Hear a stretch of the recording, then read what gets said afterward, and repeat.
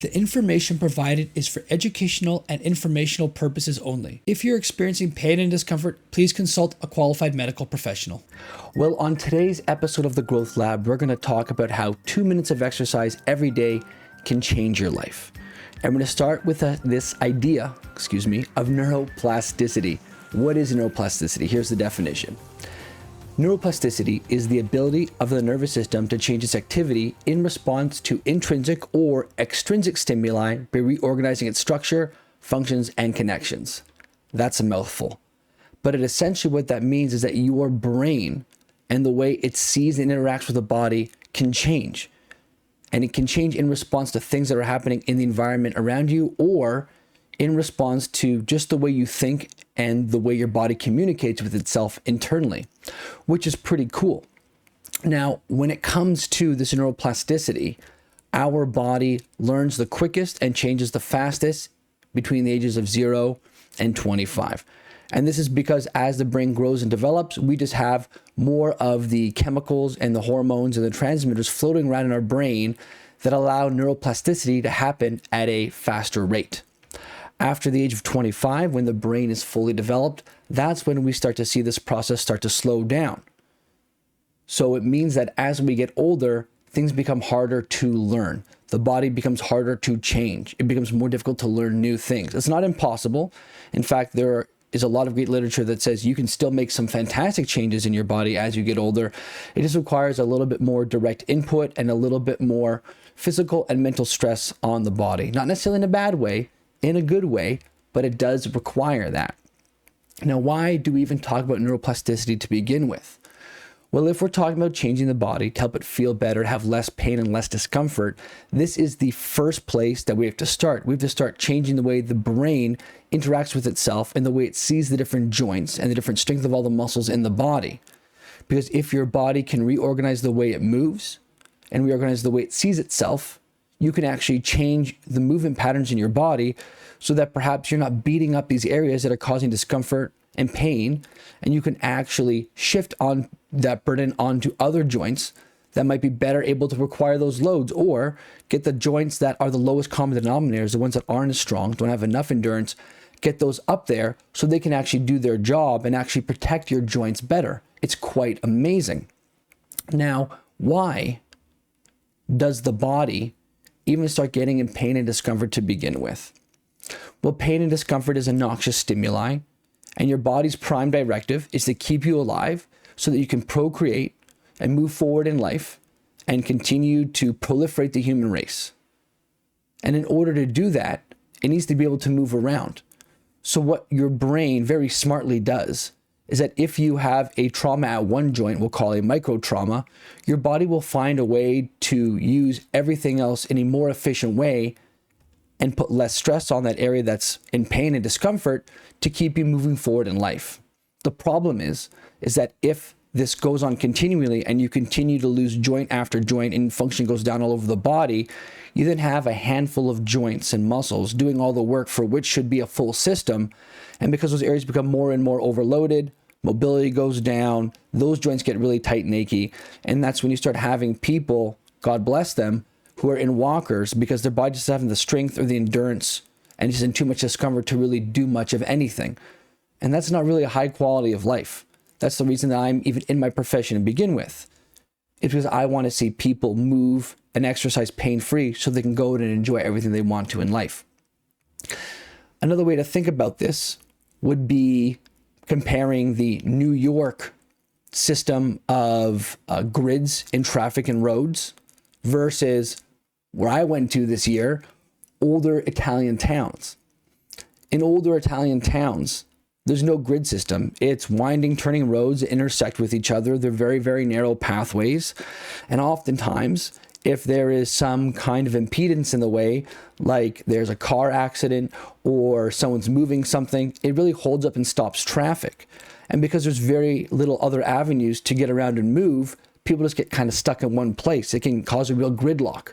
Well, it's very, very similar in your body that if you lose enough joints or some key joints in your body that stop you from moving around as much, your body doesn't really have the options to move in different ways.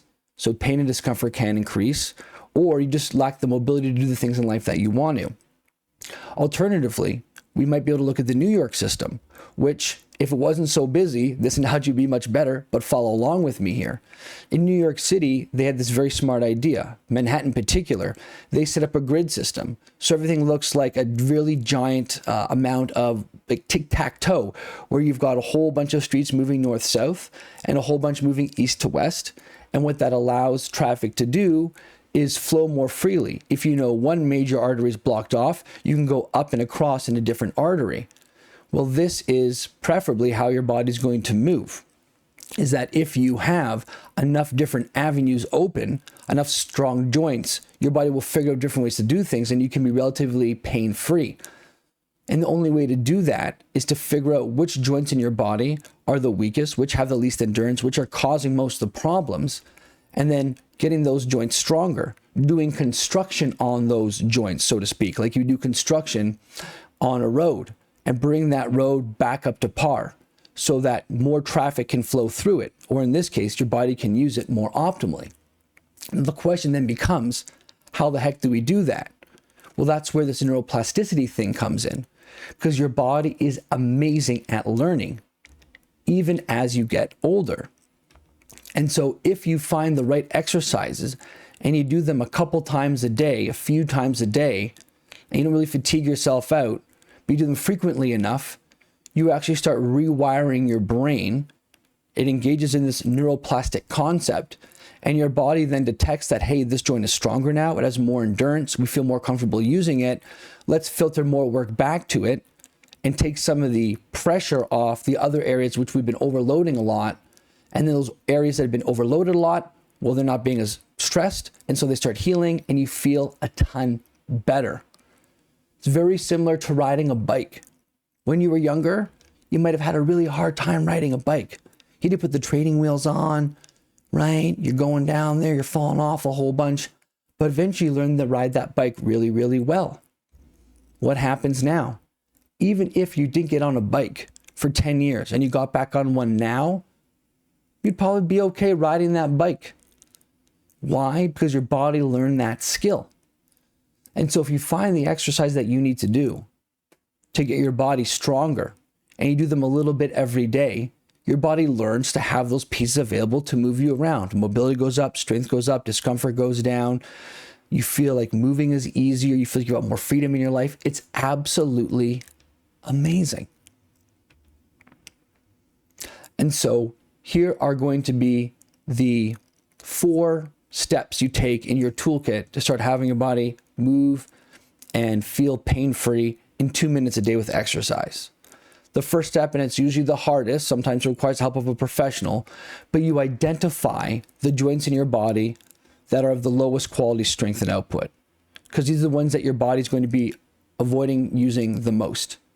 So you identify those areas. The second thing you do is you construct an exercise for these joints that you can do safely, comfortably, from home, so that you can continue to increase the strength, the endurance, and also the connectivity of the brain, so that your body is going to be more encouraged to use this joint. And then you do this exercise 3 times a day. In the morning when you wake up, in the afternoon, and in the early evening. And these sets can last anywhere from 30 to 45 seconds in an ideal world. If the joint is so low quality that you can only do them for 10 or 15 seconds before they start getting really tired, then do that. That's okay. But the whole idea is that you've got frequency throughout the day where your body's constantly learning these new movements. And then after doing this for 30 days, you can move on to another area. Because if you do, let's say, 45 seconds 3 times a day, well, that's going to be 90 sets in total, 450 seconds, and a whopping 67.5 minutes of exercise for that joint, just by doing 2 minutes a day. And that's really going to move you forward in terms of the relative output of that area. So this is the importance of doing a little bit of homework every day and getting these low quality joints stronger, because neuroplasticity and changing the tissues in your body requires frequent, low dose, low fatigue exercise to move you forward. And that's how you move and exercise pain-free by doing homework with just 2 minutes a day, and it's how it could change your life. If you know someone who could benefit from this, please share it with them. Subscribe to the podcast and the YouTube channel. I look forward to seeing you on the next one. Everybody, have an awesome, awesome day.